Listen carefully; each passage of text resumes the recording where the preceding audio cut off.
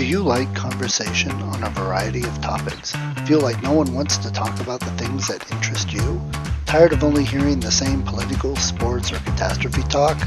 Yeah, we feel that way too. Join two high-functioning geeks as they discuss just about anything under the sun. We can't tell you what we'll be talking about each week because we don't know where our brains will take us. It will be an interesting conversation though, so hang on and join us. Here comes the Relentless Geekery.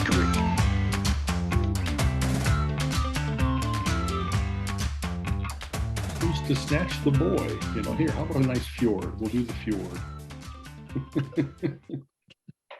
Is that Okay. Lithuanian fjord? Actually, I don't even know. I didn't, there's no caption or metadata associated with it to let me know. So Right. but there I'm pretty centered and the light is relatively good. So Yeah. very good. All right. So, hi, Alan. How are you? It's hey, through the miracle of modern relentless geekery technology, we are 3 time zones apart, and yet this sure sounds like it's in real time. So thank you, digitization and electrons, for making this miracle. It's kind of funny. Around the world, it seems that people do conferences with India, right? You regularly people talk with folks in the Middle East and the Far East and Europe, and it just is like making a phone call. And I just think that's really cool. I really kind of feel I've let the geek cred down. I've got an Oculus and I haven't done one of these on the Oculus yet. You can, hook into your desktop. You can hook into Zoom now. So I really need to do one with the Oculus, That's very cool. I'll tell you, it's funny. I know we have a list of things we want to talk about, but Never. I just started reading Ready Player 2. There's a very cool book, Ready Player One by Ernest Klines, if I remember right, that was made into a great movie, one of those great Roger Rabbit type movies where Steven Spielberg is the guy that like nobody in Hollywood and video games and everywhere wants to say no to the guy because they know that he's so talented and that he will treat your creations with respect. Right. So if you saw that movie, it was every video game character ever, especially in the climactic battle where it was, I gotta pause the screen like every second to just not miss everything that's going on. Well, this is it. What a wonderful sequel. It's one of those things where within the first like 5 pages, you immediately go, I'm in, I'm back in this world and I want to see what happens next. And it's just kind of like a video game. Just when you think you've conquered and completed the quest, oh, here's a hidden room off to the side. And then here's another riddle and another prize to pursue. And so he's so good at capturing like what makes those video games so addictive and playable, computer games, etc., is there's always unceasing incremental advances and new mysteries but that what you've learned and used, and you use your current armor and go forward and you hope that that's going to be enough to go to level n+1. And it just already like he's very culturally referencing everything, you know what I mean? Here's phrases you use from TV and here's some video games, and it's just they're a delight. That's part of the joy of reading them, is it's not only, oh, what a good mystery, or boy, that really is a tough situation to be in. It's that you really are just like, this is my youth, this is my now, it's really cool how he weaves all this together. Right. So if one day we'll get him as a guest and like fawn all over him, that because be awesome. I was going to say, anyone that hasn't read that book and listens to this podcast is really doing themselves a disservice. It is Absolutely. It's an easy read. It flows nicely. There's no real boring parts. It's a future that we can see, we talk about, but it's like a video game. And he pulls in everything from the 80s without making it feel like it's just, trying to screw it all in to get as many references as possible. It fits perfectly. Exactly. And to kind of come back around, the reason that I wanted to reference that book is because of what you just said. When you talk about, wearing your Oculus rig in order to do this kind of video conferencing, so much of the book is based on, getting into an advanced haptic rig where you really do get feelings and sensations, and your avatar much matches your movements. Well, no spoilers, but the very first thing that happens in this book is the Halliday, the main scientist slash wizard of the previous book that had created Oasis and all this kind of stuff, it's revealed to him that he was working on an even more advanced interface where it really is like, brain interface without having to drill holes in your head. And so that simulated artificial reality, immediately he starts talking about, well, look how cool this is. It's not that I'm like when you go to for a power up, you just get, a little charge of, but this, you can really like taste the food, drink the wine, et cetera, et cetera. And of course, how addictive that would be.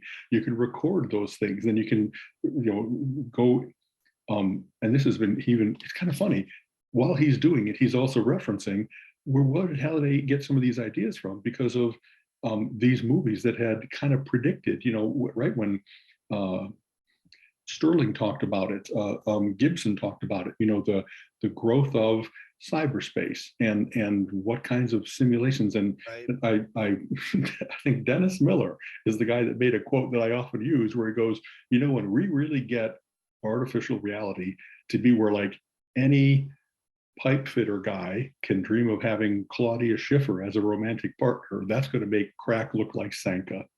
You know what I mean? That if you really want to be like, I can go surfing, I can go skydiving, I can, all of course the love/lust components of that, just all the experiences. And what will that do when you're addicted to that? You're going to do that instead of all your mundane life, and you're going to be like, well, wow, if I can have that experience without the personal risk of standing on the edge of a volcano or jumping out of a plane, you really might get kind of like the Matrix, where everybody's just sitting with a headset on and you're like a human battery, you know what I mean? Your muscles have atrophied.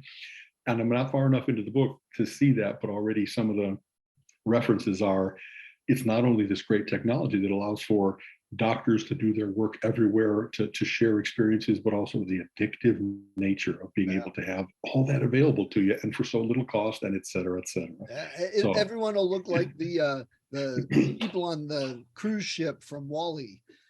Yes, won't be able to move, and exactly. You've given up your physical life because hey, the virtual life is so much better, so much more appealing. And it goes back to you've heard that your brain can't distinguish the difference between fantasy and reality. So if you really had it fooled to the point where you had all the sensations, then isn't that reality? Which goes back to some of the supernatural stuff people are going around, that we aren't in a real world, that this is a Matrix reality. This is a simulation and this is our lair. You know what I mean? Exactly. I was just reading like 100 accounts people wrote in about glitches in the Matrix that they've lived through and can't explain. And some of them are like, okay, yeah, whatever. That one you could explain. But there were a few, it's like, wow, that's a little bit freaky. And, and after reading so many of them, you're kind of like, maybe we really are living in a Matrix world. I am somebody's simulation. Right. Well, it's kind of funny.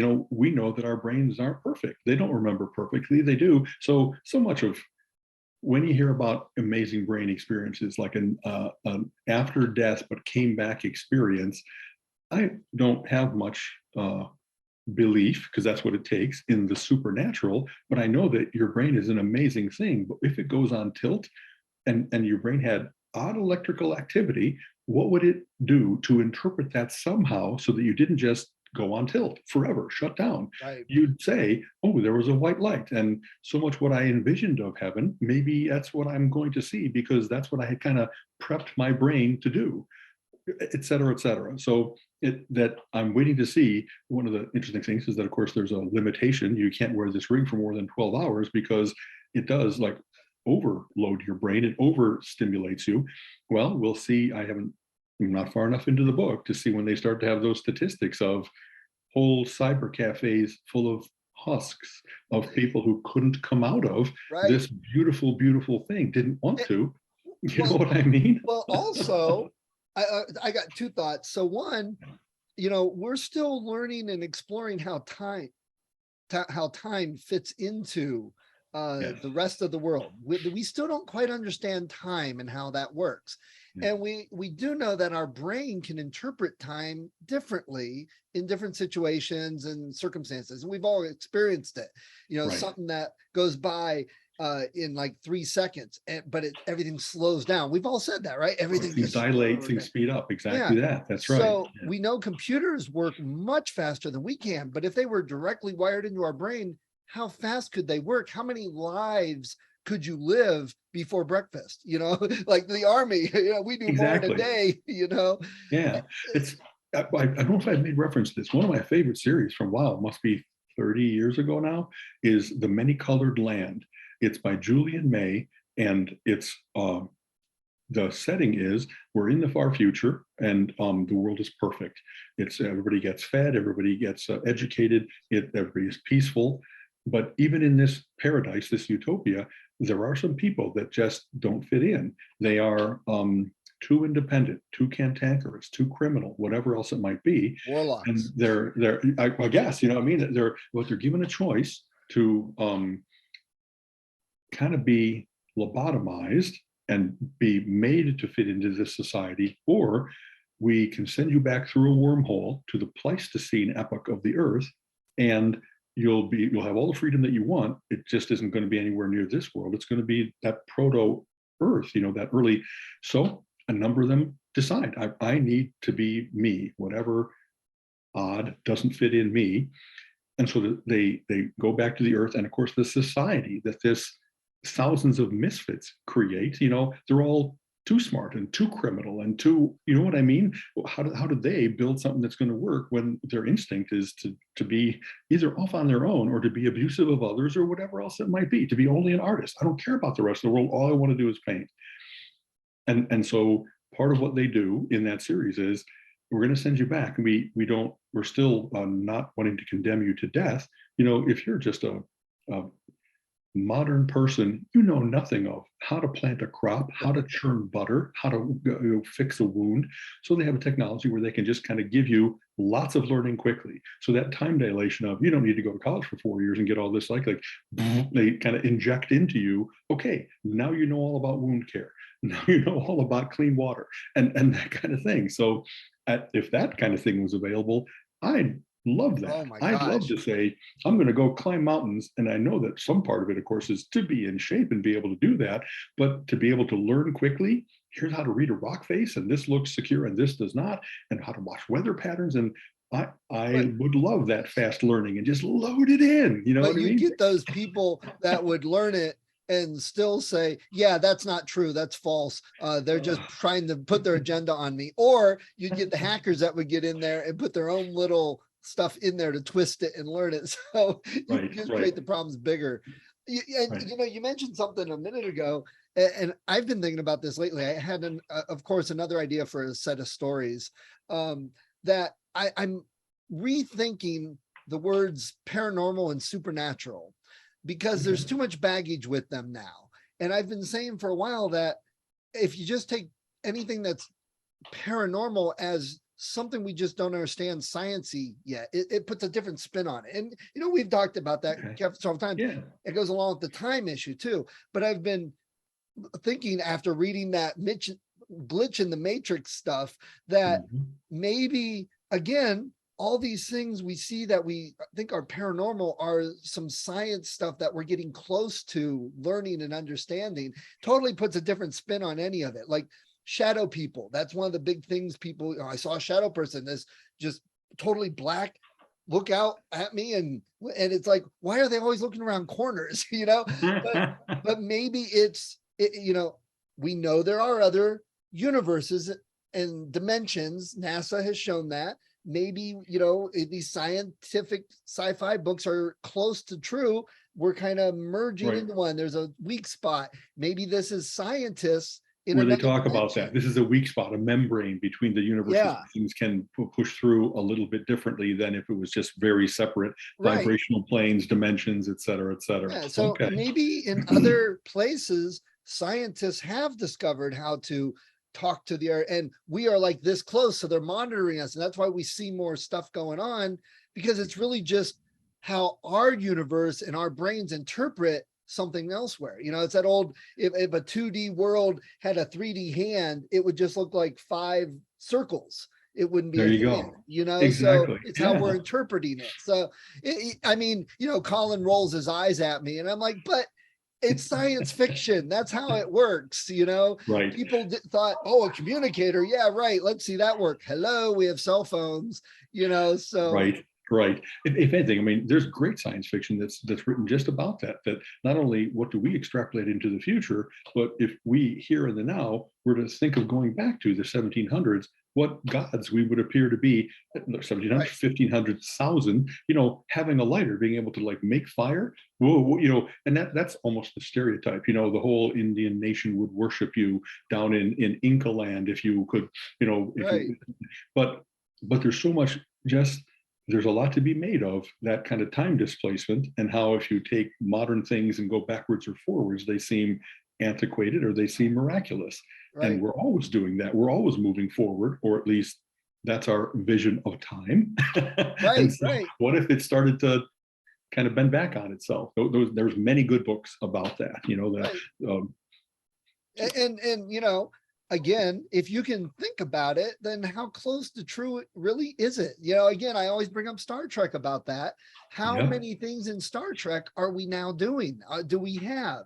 And that it predicted, or any others? Asimov, of course, you got to bring up Asimov. He only wrote 4,000 stories. He Right, had to get it right occasionally, you know.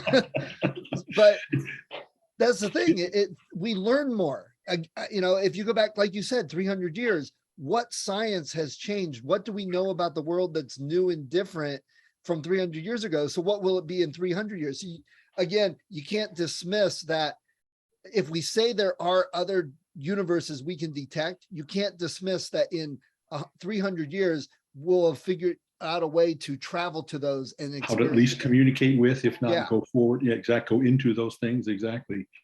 That's, you know, that again, the Star Trek thing, there's so many, how do you, let's see, another great, Kay, one of the main designers of the first Macintosh has a great quote along the lines of, the best way to predict the future is to create it. You know what I mean? That you, and Star Trek has many examples of that whatever they thought they were just writing so that they'd have the easy way of doing quick medical diagnosis or quick transport with a teleporter and stuff like that, then someone sees that and goes, you know, we really should strive for that. That's not only a great plot device, that's like what an ideal world that would be, to like eliminate distance, or to, right. You know what I mean?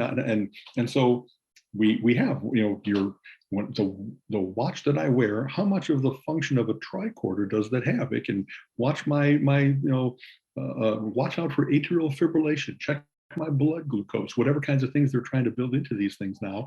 And all those technological advances, I don't think they're only in a vacuum. I think there's often people that were like, I want to make a lightsaber. I saw Star Wars early and it made such an impression on me that I want to find a way to make coherent light that, you know, can cut through anything and all that kind of thing. So I love that idea that by just kind of postulating what it could be like, we actually do create the future. Yeah. We just have to catch up to it.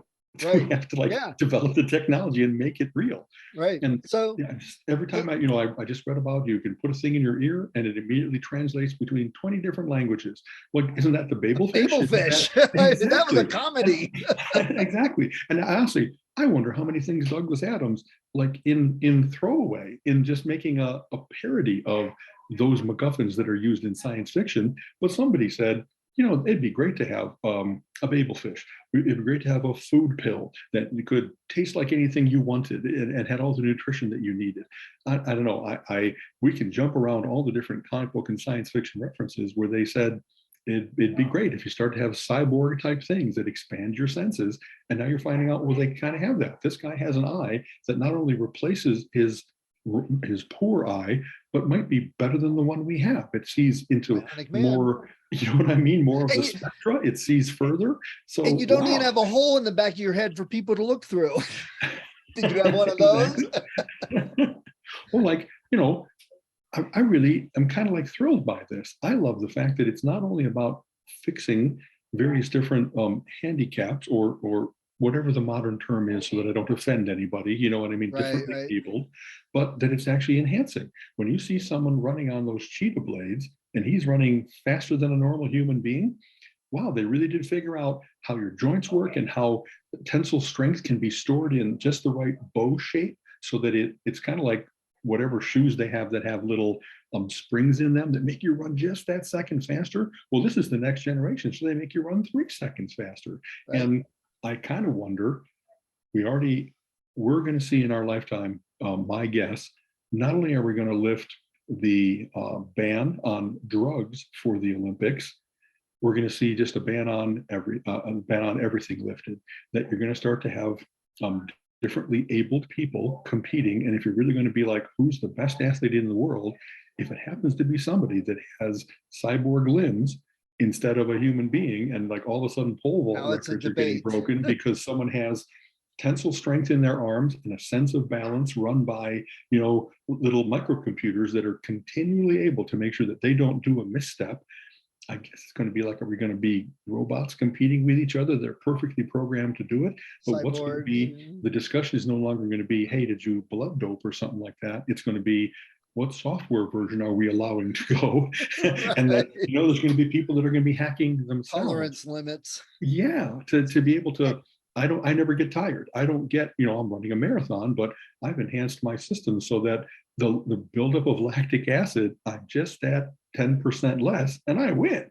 You know what I mean? Right. So I'm kind of looking forward to that. I really am looking forward to, maybe they're going to be a little bit odd looking, but when you see that this guy can jump 40 feet instead of 36 in the long jump, wow, we did it. We figured out how to make a better than human. Well, there you go. It's the geeks solve and figure out the problems, but end up making more, because who's going to care and watch the Olympics? Who's going to care and watch football and baseball when, okay, every single guy just got up to bat and they threw the ball at 300 miles an hour and they hit a 3-mile long home run. Who cares anymore? And right. That's just exactly, but he programmed that, as opposed to he had the skill and the training and he put the time in, the dedication into doing that. And like you said, why would I want crack or heroin when I can put on my headset and live any life and world I want? Who cares about the drugs anymore? And now I've got other health issues and problems, so. Yeah. And also, this kind of, there's so much that goes into this. We've learned, like, how do we figure out what might give us better lung capacity? Well, there's conditions right here on the planet that, depending on if you grow up at elevation, you do have better oxygen processing. You have like a different kind of, is it alveola? The air sacs in your lungs, they're just that little bit better percentage. So why do the folks from Ethiopia and Kenya regularly win marathons? Because they're out running every day at elevation barefoot, and somehow that's creating this better running machine, but human machine, obviously. Right.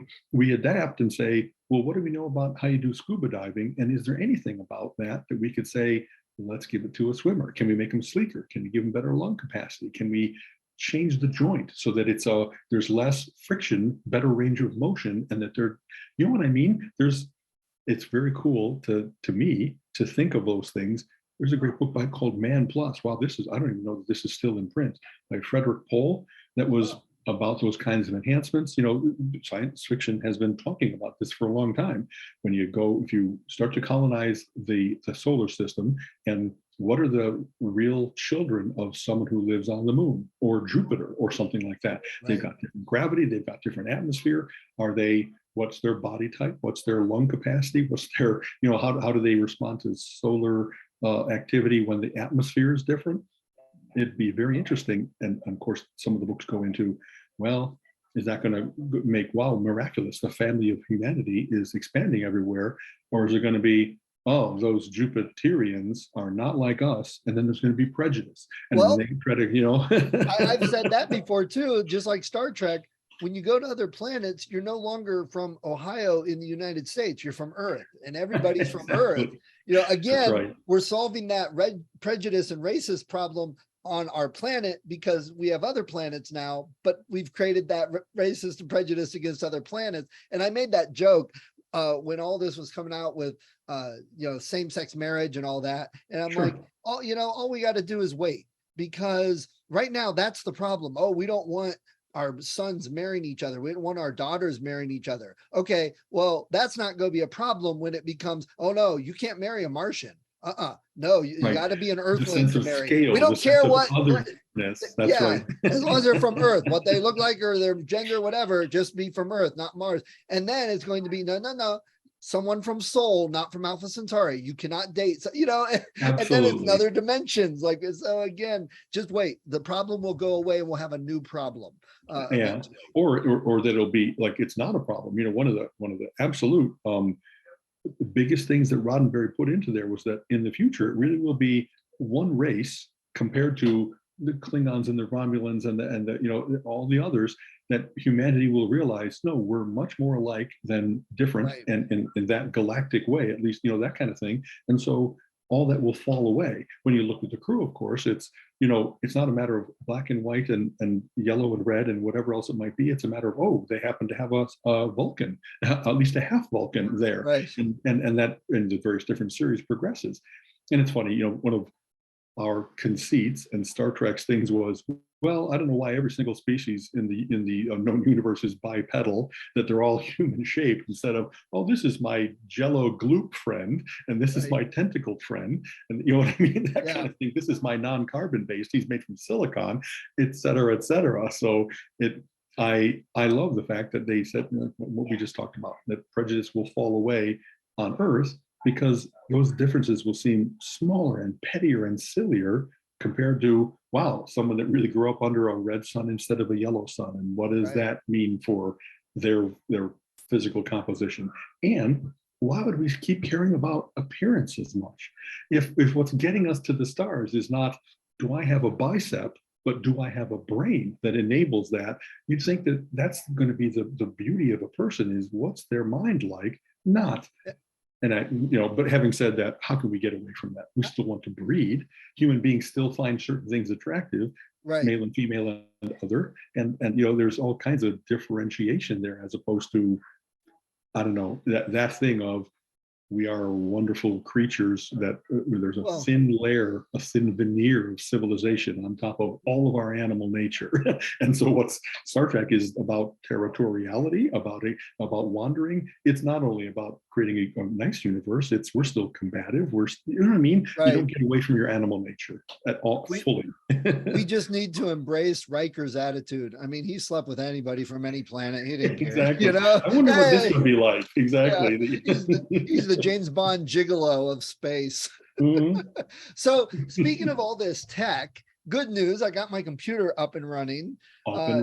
But I have no idea why. I tore it down and tried each piece and put things back, and I could not get it working. So I took it to Micro Center. I said, you guys see if you can figure it out. I don't know.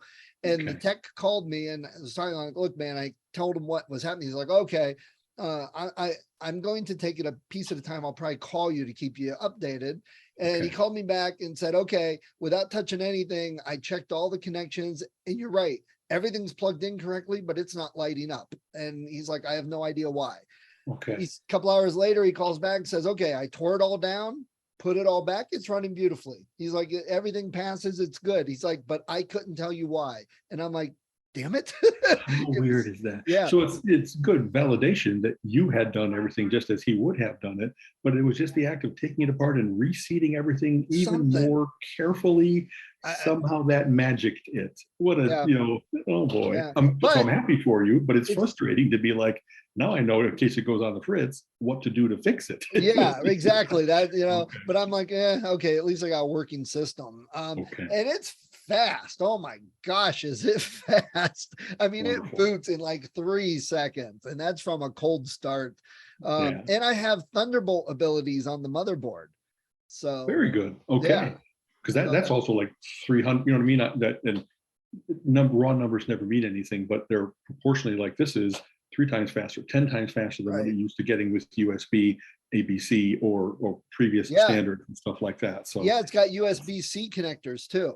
Fantastic. 3.3, and then also USB-C. So, of course, now I'm getting it all set up. And oh, great, Windows setup. So now I have to download the updates. Now I have to do this.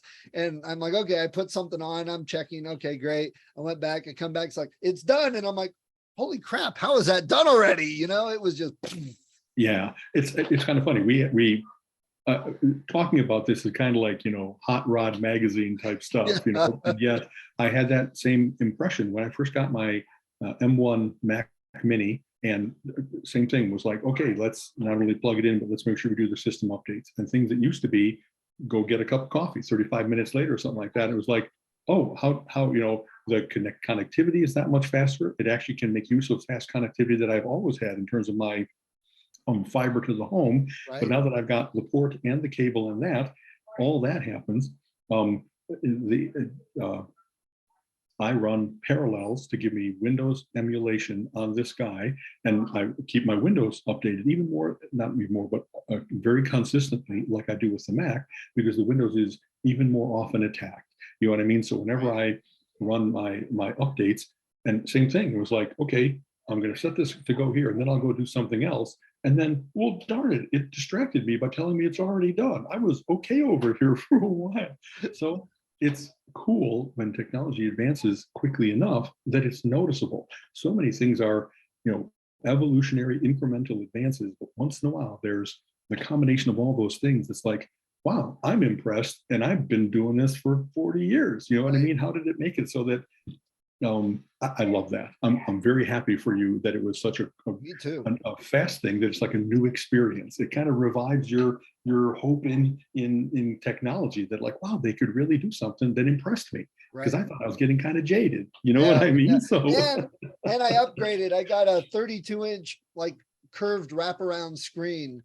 Very cool. So if I really want, I could take these two monitors, put them up on the side. And then I got my racing set up. I just got to get my steering wheel and stuff from Micro Center next. Where it actually goes to the limits of your peripheral vision. So it really 3D surround, that kind of stuff.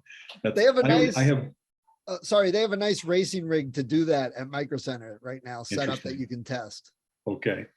At home, I have my 2 big monitor setup. I've never gone 3 because there's a little overhead of splitting the signal so you can do it. And then it's one screen, but extended instead of separate anyway. But when I have been out here in California, a week out of each month for the last 8 months now, I was working off my laptop. And after like the first 2 months, I was just so much missing the screen real estate and the ability to have multiple things that I can glance at. So I'm keeping track of my net presence, my email, my goofing off, whatever else it might be. So I went and got a nice HP screen, I kind of like type in, hey, best cheap large monitor and stuff like that. And this HP4, I think mine's 24 inches, not 32, but it's so nice to have that extra thing for, I can keep my calendar up. I can keep all my stuff that I really want to have at my fingertips. Because a lot of what I've been doing out here is it's nowhere near single purpose. I really am continually making phone calls or emails or texts that I'm looking to get answers back from. And I kind of want to keep all that going, and doing that where you're flipping amongst windows on a little screen instead of being able to glance amongst things. I just work better as if I'm looking at an entire newspaper and picking which article I want to read instead of paging through single pages. And then when I want to go back to the one that was 3 pages ago, you know what I mean? It just seems cluttery instead of easy, instead of efficient. Right. So I very much understand the joy of the large screen. Yes. And I remember back in the day, my Commodore 64, a 12-inch tube TV that I used, Now right. That was like miraculously, what am I going to do with all this space? And one of the cool things, there's always updates, things going on, especially the browsers, they're always competing. But Edge just added the ability to take all your tabs and put them down on the left, and then it collapses instead of a bar. See, that's cool too. Exactly. Yeah, and I'm finding that that's working pretty good. I like how that does that, because I always have tabs open. Yeah. If it's also I don't get how people really run their life off of their phone. It just is not enough for me. You know what I mean? And if that's what you grew up with, and this is just read an interesting article, and you and I have laughed about it, that what technology is good, appropriate.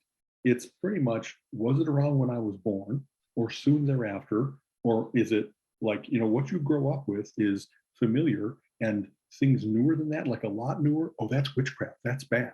And things a lot older, oh, that's antiquated, that's crap. And I try not to be like that. I watch black and white movies. I use both my phone and my laptop and my desktop rig. I sync kind of interchangeably, but I know I have my preferences. And I don't think it's only based on speed. It really is based on like, what did I've always liked more room because my mind works better when I can glance amongst Yes. various different things and choose where to turn my focus instead of, you've seen, I see people that really quickly flip through things and they have that wonderful little flip that they're looking at things and deciding what do I want to look at next. And this thing of flipping instead of glancing is much more natural, instinctive. It's how they first learned. So it doesn't even get in their way. They don't consider it to be a downside like I do. And yet, I don't know, hey, someone made a huge movie that they're going to show in a movie theater and somehow scaling that down to this big. Yeah. Doesn't that seem like unfair? Like the movie doesn't want you to see it that way. He wants you to have the big rumbling speaker experience of it instead of, no matter how good the speakers are getting in a phone, they can't rumble your chest. You know what I mean? That's physics. Well, until you put the haptic feedback into your brain on, and then you're living the movie. Right. You know, speaking of black and white, did you see the stuff that Disney and Marvel and Star Wars dropped? All the trailers and announcements and stuff? I'm behind because I've not been paying attention to that. I'm out here taking care of getting moving pods and getting realtors. And okay, well, can I drop one on you and Sure. ruin the surprise? Yeah. Next month for Halloween, they are releasing on Disney Plus a black and white Werewolf by Night movie. Wow. Yeah, boom, that'll be very interesting to recreate that Hammer horror experience. How scary can you get in black and white? And honestly, if you're going to have like werewolves ripping people apart, one of the things you do is don't show red. You know what I mean? It's black and white. It'll just be that much less. Yeah. Wow. And that was like very well kept secret. I've not heard a whisper about that being a possibility. But you know what that really means? It is really time to sell that comic, Alan. Colin said it shot up. So I think I mentioned, quick shout out. I use collectors with the Z software that I've mentioned before. And the source that they were using for their comic values stopped letting them use their API. Yeah. So they kind of shopped around, maybe a little bit in desperation, because there's no way that software would be able to survive without providing current values. And now they have them coming, and I don't know why I'm blanking on the name, but that's happening this month. And after having probably 5 months now I had values in there, but they were still frozen from what I had been at when that API became unavailable. Now we're going to start to get values again. And it used to be nice to see various different things jockey for position as to, is it my Amazing Fantasy number 15? Is it my Doctor Strange's because the Multitude of Madness came out? And you're right, Werewolf by Night is one of those perfect combinations of, it isn't even, so both Werewolf by Night is not Werewolf by Night #1. It first appeared in like Marvel Spotlight #5 or something like that. Right. So anytime you have kind of an unheralded origin, everybody buys the #1s. But if you got a tryout book, you don't know whether it's going to be Hammer Slammers, which didn't make it, or whether it's going to be Werewolf by Night, which did. And same with Moon Knight. Moon Knight appeared in Werewolf by Night number 24, 28, something like that, and then got his own title, and then was in Incredible Hulk magazine as a backup feature, which is like, what, where, how, why? But having said that, it's very cool then to be like, well, because I was a completist, I wasn't trying to buy only the #1s. I bought everything. And then by coincidence, you find out, yep, that Guardians of the Galaxy that was really in Marvel Superheroes number 20, it's scarce. And now it's valuable because everybody wants the first appearance. Right. And it's nice to see those things just skyrocket in value because all the market forces are working in my favor. Right. The movie's coming out, everybody loves it. I don't know, the Moon Knight series was really good. So sometimes, I don't know, She-Hulk, Attorney by Law, I don't know that it's getting any new converts. It's entertaining and amusing, but it's not breakthrough entertainment. It's not bringing that character to the public in a way that I want to have every She-Hulk. You know what I mean? So sometimes it works, and sometimes it Morbius is not flying off the shelves because of the Morbius movies. You know what I mean? The people that enjoy She-Hulk wouldn't necessarily enjoy Moon Knight. I agree. Very different audience. They've figured out that they have different audiences and they're trying to get different audiences. Right. And the people that would watch She-Hulk probably may not even realize there's a comic or care, but the people that watch Moon Knight did. That's, my guess as to why. But they're trying to do what's right for their shows. I agree. The fact that Marvel is canny enough to say, we can't have that every single comic book is about saving the universe. The Avengers always Right. built up to who's the big bad. It's going to be Thanos or Kang or Ultron. And some things are like the scope of the comic book for Daredevil was fighting crime in Hell's Kitchen. It isn't galactic level type stuff. And the She-Hulk, boy, I thought it was a great breakthrough in comic books. Dan Slott, if I remember right, took over She-Hulk. And it really did have a much lighter tone, a humorous tone. It broke the fourth wall. It did many of the things. I'm certain that that's what the TV version is based on, is Dan Slott's version, compared to the tragic, oh no, she got an infusion from the Hulk and now she's trapped, it being a Hulk as well. Who wants to be a Hulk if you've seen the rampages that he's going on? But she's level-headed enough. She retains her smarts when she turns into the Hulk. There's, and I don't know, I think that Marvel said, hey, we want to have some gritty urban stuff and some galactic stuff. And how about a rom-com? How about you know what I mean? How about a kid version? You know what I mean?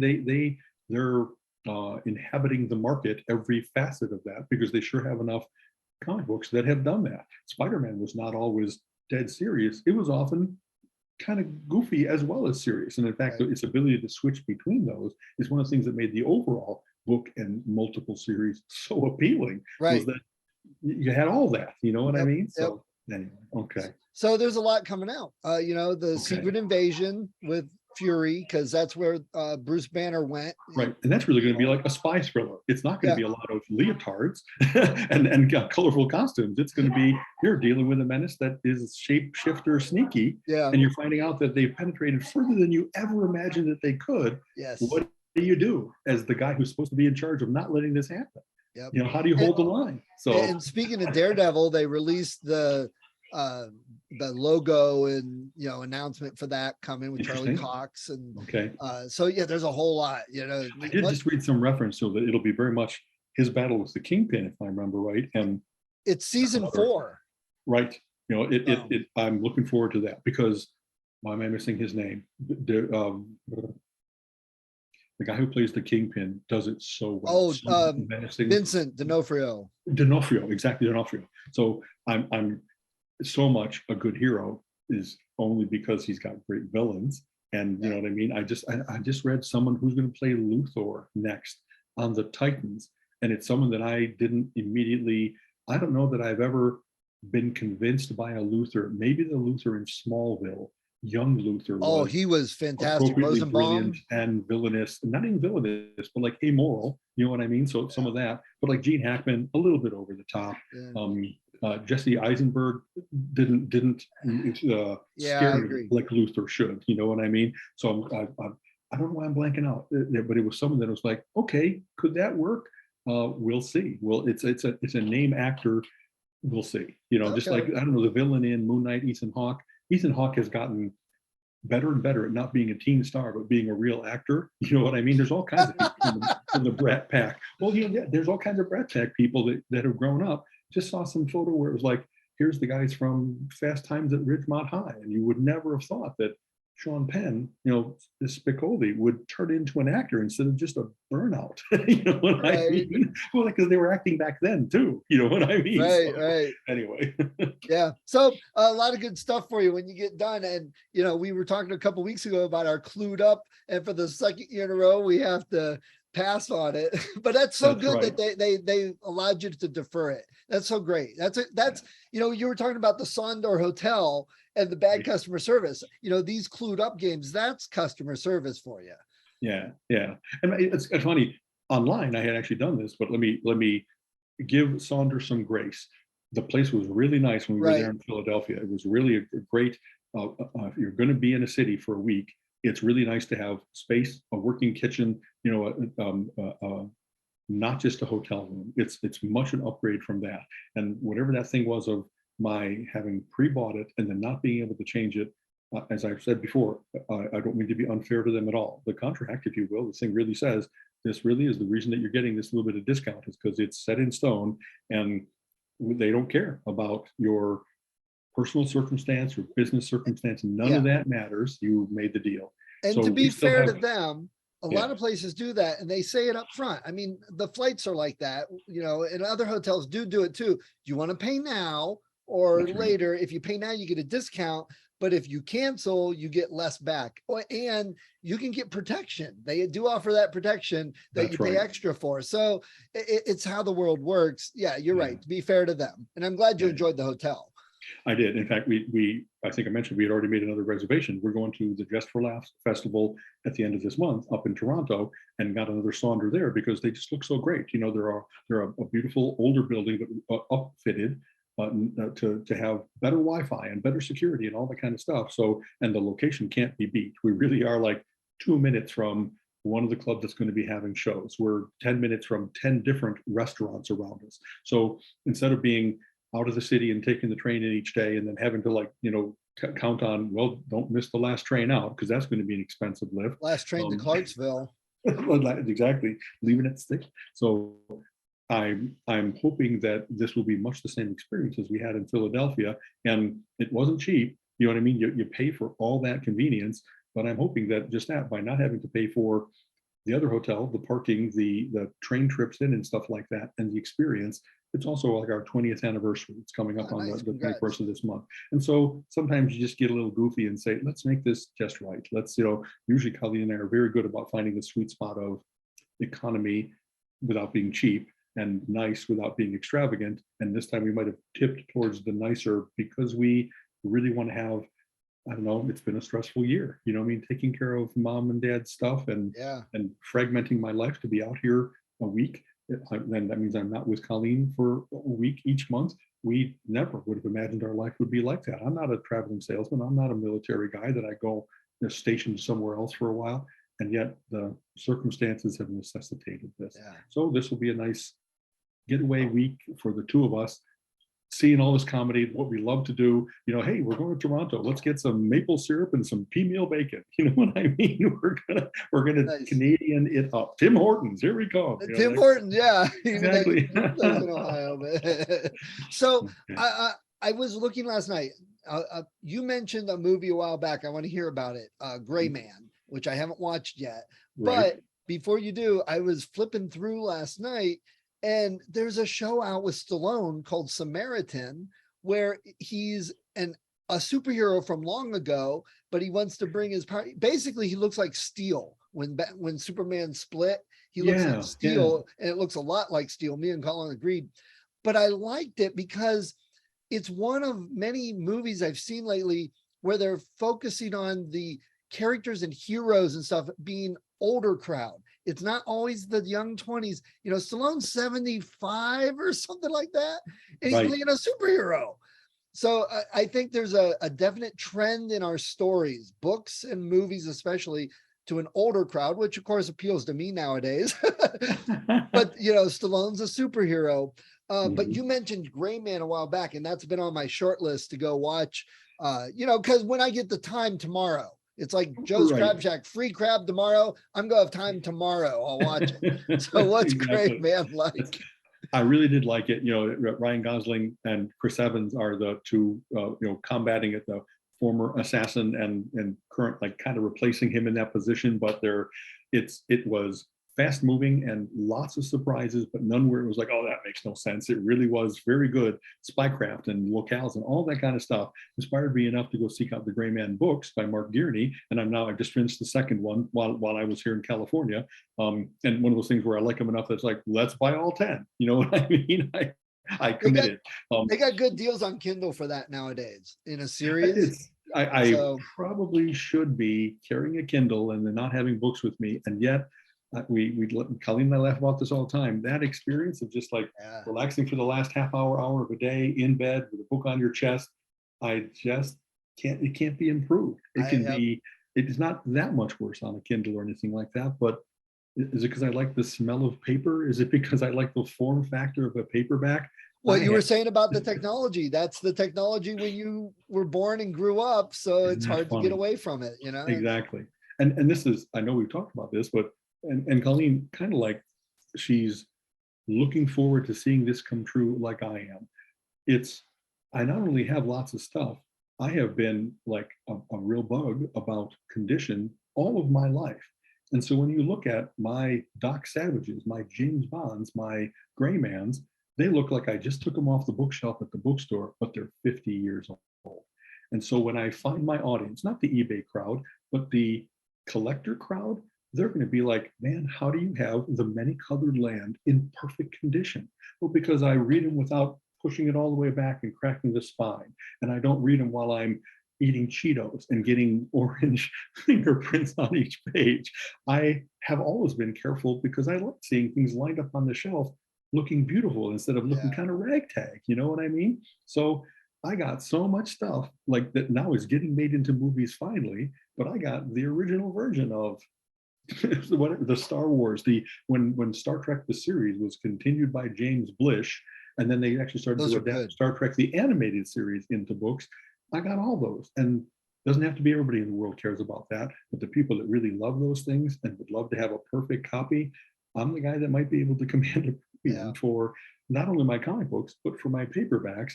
And nobody ever thinks that paperbacks, pocketbooks, have any kind of value except for that particular niche of they want all the Doc Savages, they want all the Shadows and the Avengers and G8 and his battle aces. And you know what I mean?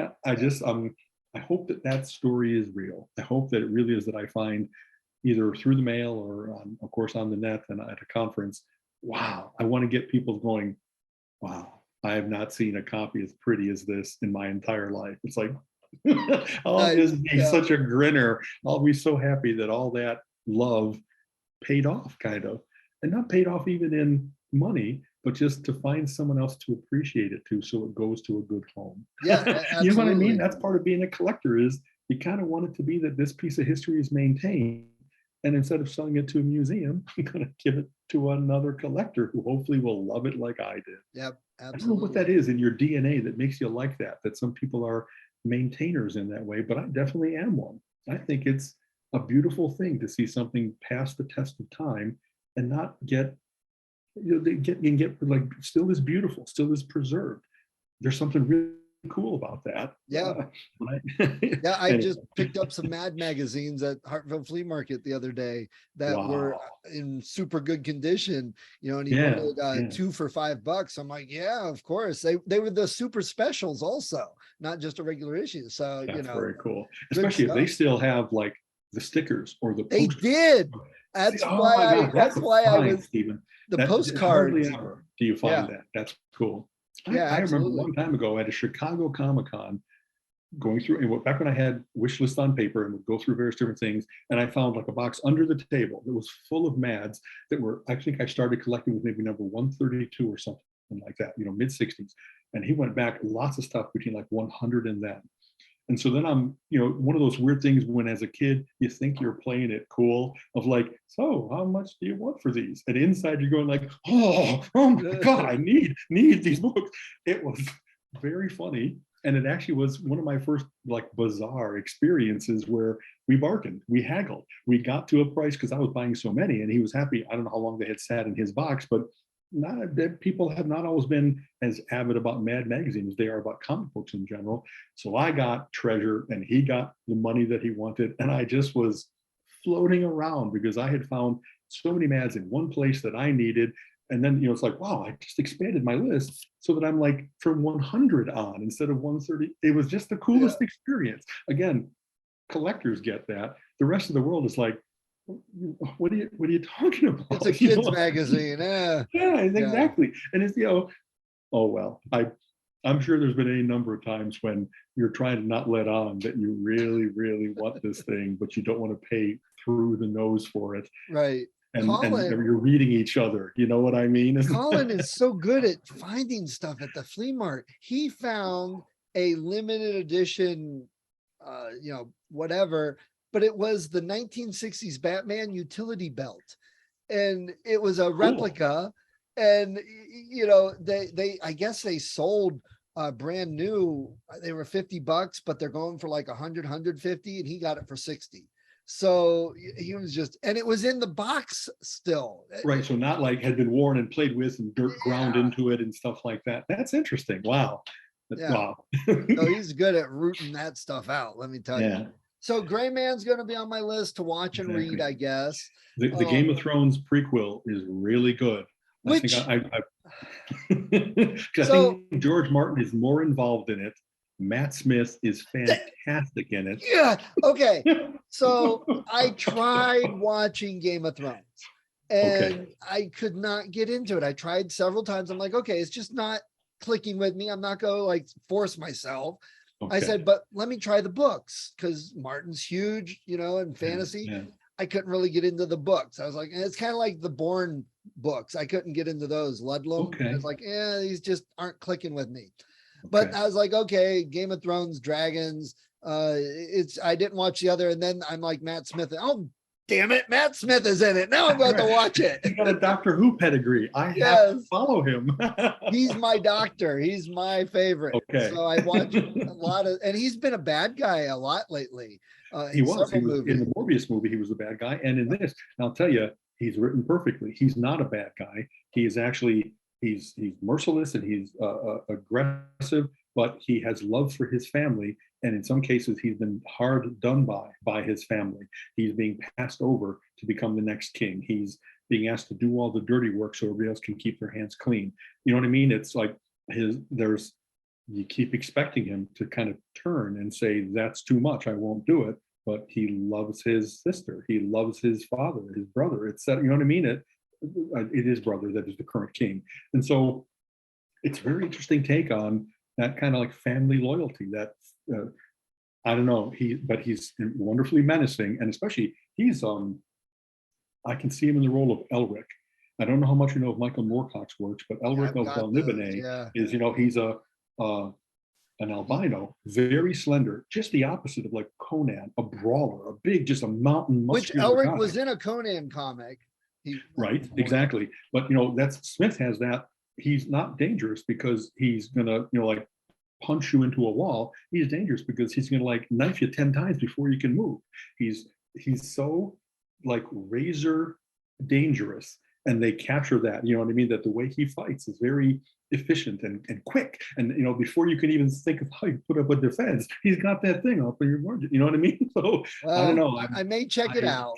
I'll add it to my list. Martin is more involved in these than he was the last couple seasons of the Game of Thrones thing. It was more the showrunners that were doing it because they digressed. They got to the end of Martin's books, and then they continued the series without him having completed the series in print. And I don't think he's divorced himself from it, but you could tell he just was not as involved. He kind of said, here's my baby, do with it what you will, as opposed to he produced certain episodes, and I think he was executive producer and show consultant. But it's much more based on Fire and Ice, the prequel book, and I think he's seemingly more heavily involved because all that stuff about how many of our favorite characters are we going to see die early, how many, like he's really good about, there's not a big bad and a big good. There's 10 different factions competing for territory and magic and influence, and is it going to be by power or by sex or by, you know what I mean, by information, by it. He's really good at just having what it must have been like during the first of Game of Thrones is much based on the War of the Roses and all of that court intrigue. And what did we go back before that?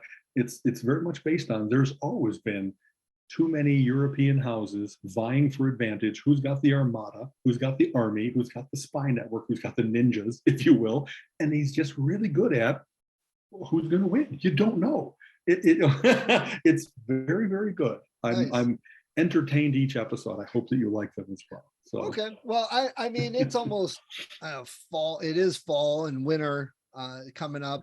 That's more screen time, more game playing and stuff. And because I bought an Xbox X a while back, I have to have Game Pass with it. It's just part of the deal, which is a good deal if you look at it. The cost is actually cheaper this way. But one of the games they put on there is Back for Blood. Now, I don't know if you've heard of this newer one. I'm kind of like, I can play it on the Xbox, but I can now play it on my new computer with the 3-inch screen. Mm-hmm. Back for Blood is made by the same people that did Left 4 Dead. So it's a cooperative against the hordes. And Okay. my cousin has Game Pass. So I'm like, okay, we're down for Back for Blood this winter. We're gonna be going out and shooting A whole world to explore, all kinds of people to kill. Okay. Yes. Yeah. I don't know. Have you played Left 4 Dead? I have not. I no. Oh, Because I'm not an Xbox guy, and I don't know if it's available for all platforms. It's and on so Steam. if it's not It that I can, is.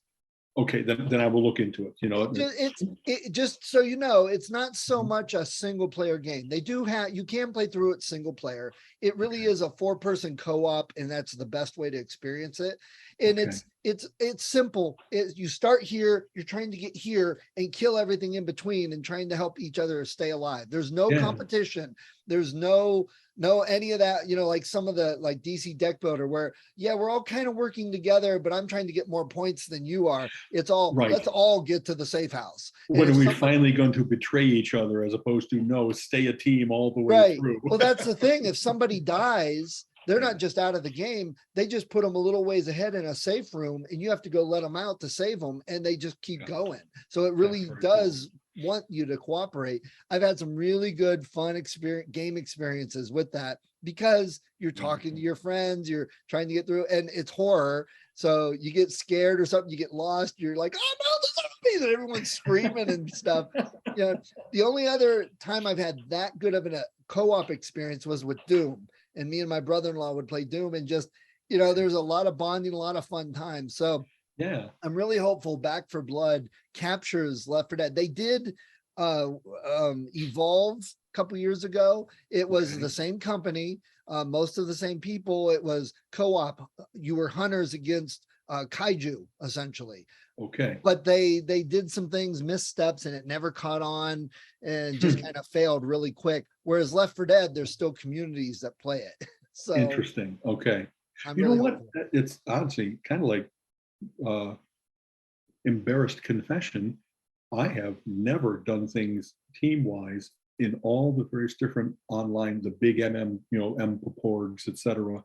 I just, most of the time when I play, it's kind of like at 11 o'clock at night when I'm done with all the things I'm responsible for the day. And this is my way of blowing off steam.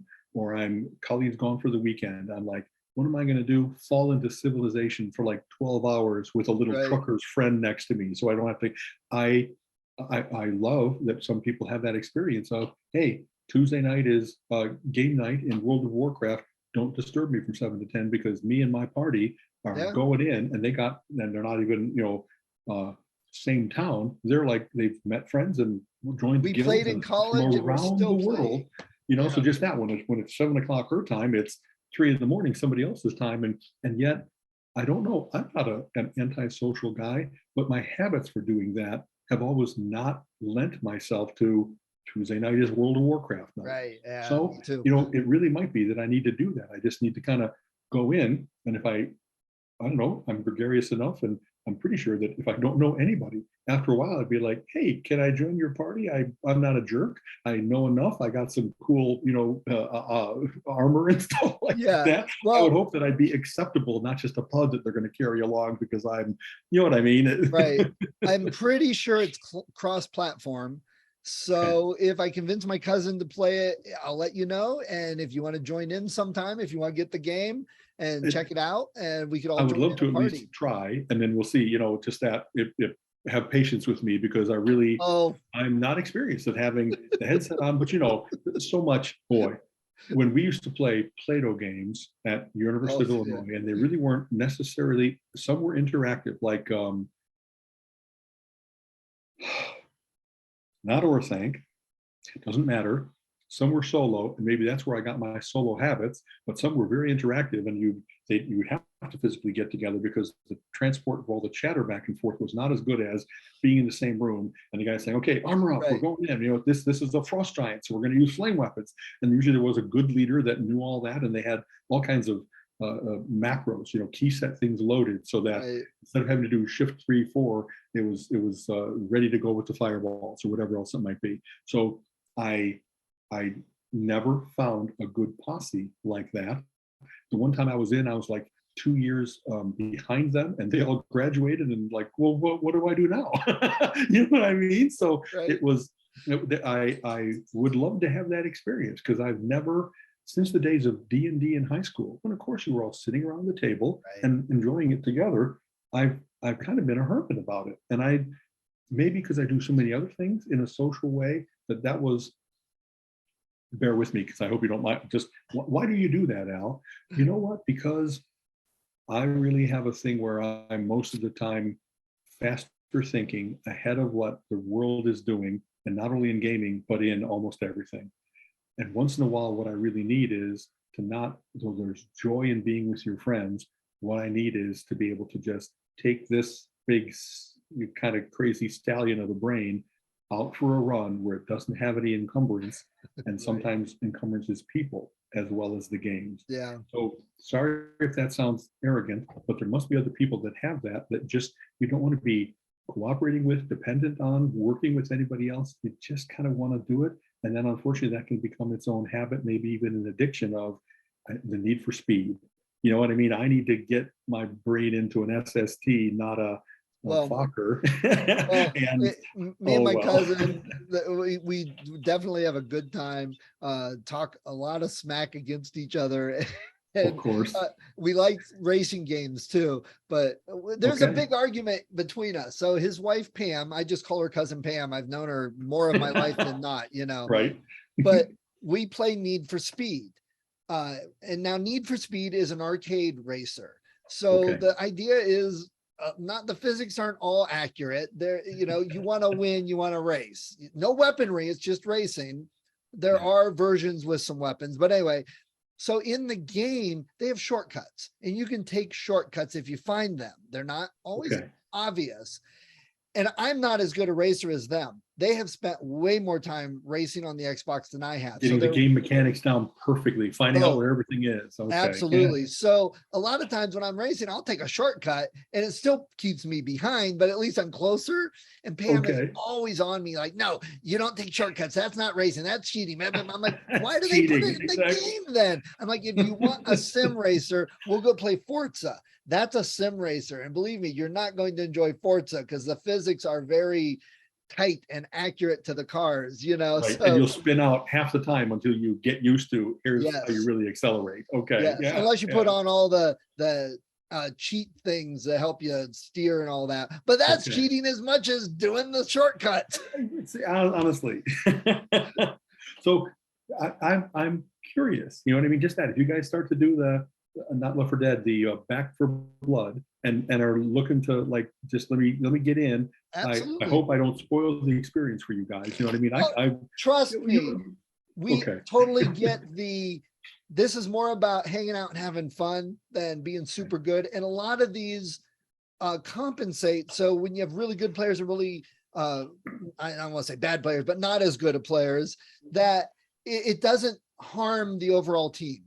We like to play Titanfall a lot, and we do a base defend thing and stuff. And we're chatting. It's like, okay, you go over here, and I see some coming, and oh, I'm dead. But these games bring you back, and you jump back in. So I could die 10 times, and I'm still shooting. You know, I don't kill as many zombies or robots or whatever. But we're having a good time. And again, at the end, we don't remember how many times people died. Well, I mean, they may not remember precisely. It's like, well, okay, we'll play Titanfall. So how many times do you think Steve will die this time?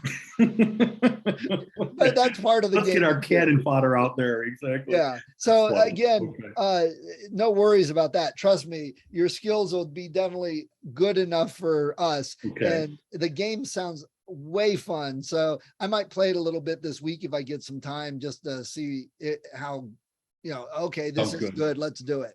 Okay. So we'll let you know on that. So, all right. Well, hey, it is getting late. I do have to, busy day. Same here. I got things to do before we, a pleasure. We'll see you in, let's see, next Tuesday might be, actually, I'm flying out on late Tuesday night. So we will be able to do the podcast during the day, and I'll see you in a week then. Yep. Okay. See you Wednesday then. Very cool. All right. Later, or Tuesday, whatever. We'll text. We'll figure something out. Well, all right. We are always easy to get a hold of. All right. Take care. Bye-bye. You have been listening to the Relentless Geekery Podcast. Come back next week and join Alan and Steven's conversation on geek topics of the week.